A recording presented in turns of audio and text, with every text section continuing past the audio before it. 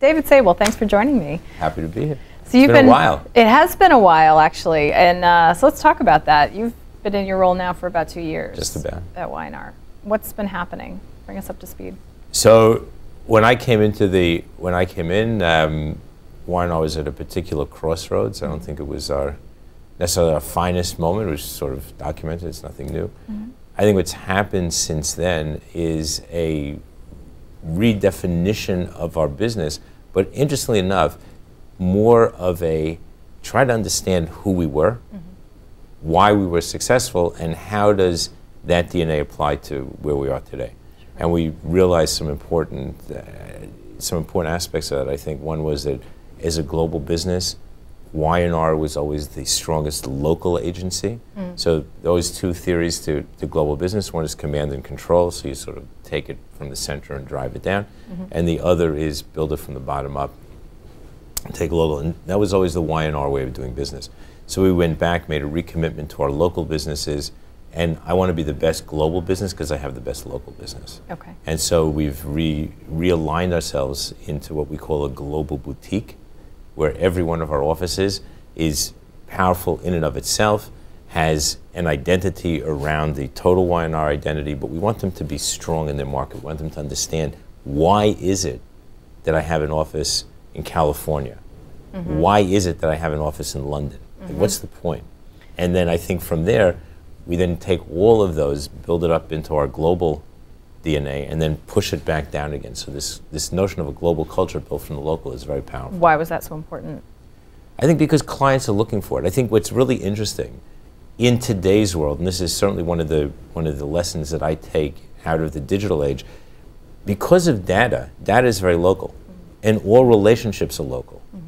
And so at the end of the day, today to be successful, your local business has to be very powerful. You have to be connected locally. You have to have local insight. Right. You have to have local data assets. You have to have local creative understanding. Mm-hmm.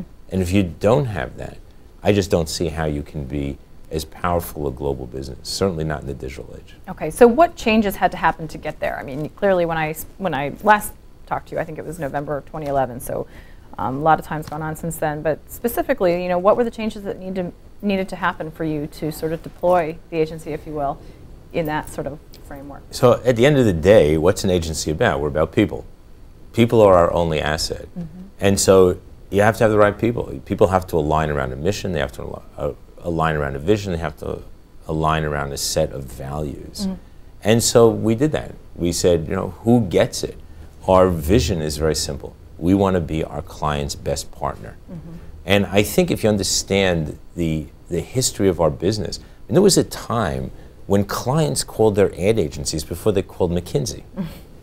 And for whatever reason, that went away. And I think for reasons that are really the fault of the agency business, because mm-hmm. we allowed ourselves to be pushed into a corner. We allowed ourselves to become purveyors of advertising, if you will, which we weren't back in the beginnings of this business. Certainly not, you look at the Mad Men, which I never watched, by the way.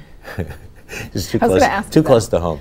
But if you understand the Mad Men era, and if you just watch it, you can understand why. Because these people did what it took. They understood their client's business. They solved client problems. They didn't just do advertising. Right. And so I think that somehow when we got into the digital age, agencies allowed themselves to be pushed into that corner. Well, so my question was going to be, what is it specific to creative agencies vis-a-vis other, agencies out there that needs to be so critical right now, and how, what do creative agencies need to do to remain relevant moving forward? So I believe creative agencies have never been more relevant. And I think that's the beauty of where we are today. Mm-hmm. Follow the content. Mm. Just listen to Google, listen to Microsoft, listen to Twitter, listen to Facebook, listen to Netflix. Mm-hmm. It's content. Follow the content you find the consumer. We are about content. This is a business that has always been about content. Now, I wish that, 30 years ago, we knew that what we did was called content, because we'd be far ahead of the game today. But I think that everybody's beginning to understand that. So it's never been more important for us to be able to create real content. Mm-hmm. I've always believed that good advertising informs, educates, entertains, right? So that's what we do. At our best, that's what we've always done. And I think that's what you see agencies doing again. And the more that agencies do that, the more that they're able to do that, the more powerful I think the industry becomes, and the better and the more important their role again becomes in the life of their clients. Okay. And it's so clear to me that that's where the business is going. And I think it's amazing when you really think about it again, and you look at what are these people selling, right? So Forbes has had an advertising department forever, right? But you're traditional, you're old. Well, guess what? What does Twitter have? What are they trying to sell? How are they monetizing? How is Facebook monetizing? How is Google monetizing? They don't call it digital something or another. They call it advertising. And they have advertising salespeople who are out there trying to sell advertising. And they come and talk to people like me. And I find that to be incredibly empowering and fabulous. Yeah. Because at the end of the day, they know where they're going to get their best content from. Sure. How must the client-agency relationship necessarily be defined at a time when the concept of an AOR is falling by the wayside? So that's a question. Is the concept of AOR falling by the wayside? I think, number one, there's still plenty of AOR relationships out there. And I think that we've seen a rise in the number of holding company type teams and accounts, and so those are very AOR-ish, if you will. And by the way, those are all based on the model that was created by the Y&R guys back in the 1970s called the whole egg. We were the first people to actually understand that, and I'm proud to say that I was one of the first people trained in that system of whole egg and worked across all the Y&R companies like Burson Marsteller, Young Rookham Advertising, Sudler and Hennessy, and Wonderman, just to do that, right? So that is now sort of understood. That's a way of doing business. But I think that clients look at, because clients went through this period of time where I would say bifurcated, but it's not even bifurcated. They tertiated and dissected their business into so many different pieces that it became difficult for them to manage. I think it also became difficult for them to understand who's adding value where. So I think you're seeing a lot of consolidation. So you might not see consolidation back exactly to the same AOR that we were used to years ago, but my experience is that clients look at you and say, they expect you to be the AOR for whatever piece of business they've given you. And with that comes a particular, I think comes a particular promise back to the client and a particular accountability, if you will, to be able to work with all their partners. So they see you as an AOR, but they see you as an AOR in a sense of you're at the center of something, whatever that may be, but you might have to work with 3 or 4 other partners that they're working with. So that becomes hugely important to them. And the people who succeed the best are the people who sit at the center of that collaboration and are able to make it work. Last time we talked, you said that you want to see CMOs moving beyond the role of just being a manager of ads within their companies. What are you seeing as far as how CMOs are evolving, and how is that changing how you're doing business? So I think we've seen. I have to say that the CMOs that of our major clients have so far defied the odds. They've stayed in as long as I have, so they're staying in longer than the average CMO of, let's say, 2 or 3 years ago. So I think we're seeing, in certain instances, the CMOs are staying longer. I think that they've moved up into the C-suite in real ways. So there are a number of clients who are C-suite where the CMO does sit in the C-suite, where the CMO is part of the discussion around the key strategies of the company.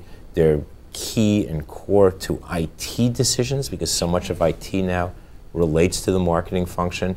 I think we're seeing CMOs who find sales reporting to them, which I think is awesome, because again, that sort of creates the chain, or completes the chain, if you will, gives you down to that.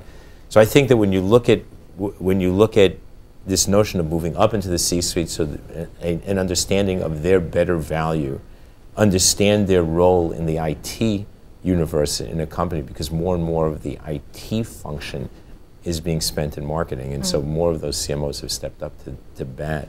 That you're seeing a complete change of that role. You also have said in the past that the lifeblood of any agency is new business, and certainly that was sort of your marching order when your approach when you joined. Let's talk about client wins and losses, what you've learned from them, and patterns that emerge that you take back as far as how you do business. So what I've learned is that nothing changes when it comes to what clients want. from their agencies, right? So I think the price of entry is, can you do the work? Sure. And I have to tell you, at the end of the day, they create lists, or the consultants they work with help create these lists of companies that they know can do the work. So they look at your reel, and they look at what you've done, and they look at the awards you've won, or whatever else that they look at, but they know that the 3 or 4 or 5 agencies that they put into the pitch all could do the work. If tomorrow all of us disappeared except for one and they were stuck, you could do the work. The question is, what wins the business? So I think it comes back to passion, chemistry, the notion of who at the end of the day am I going to look in the eye that I can work with, sit with 24/7, who's going to deliver for me, who understands my business better than anybody else, and who really has accountability and passion for what I do. That's what wins the business, time after time. You all are in the midst of a move right now. You're moving away from Madison Avenue, but as you've characterized it, you're moving Madison Avenue with you. Right. Talk a little bit about that and what that signifies. So we've been, Young and Rubicam defined Madison Avenue. We were at 285 Madison Avenue for over 70 years. It's an iconic address. If you watch Mad Men, we are still the iconic agency. It's actually kind of funny, every once in a while I turn on and I hear our name and go, wow, that's us. So we've always been the definers of Madison Avenue. And I think we're the definers in the best way, because when we defined Madison Avenue, it was seen as the most innovative business that you could possibly be in, because we were the people who created television commercials, radio commercials, the first color commercial. We just did it. That's what we did. We were innovative. So we're getting back to that place. I think we are, and I think our clients would agree with us. So as we move west to Columbus Circle, we say that Madison Avenue is a state of mind. It's not a state of place. And I'm proud of that Madison Avenue state of mind. I mean, I've talked about it before. I'm proud to be CEO of an ad agency.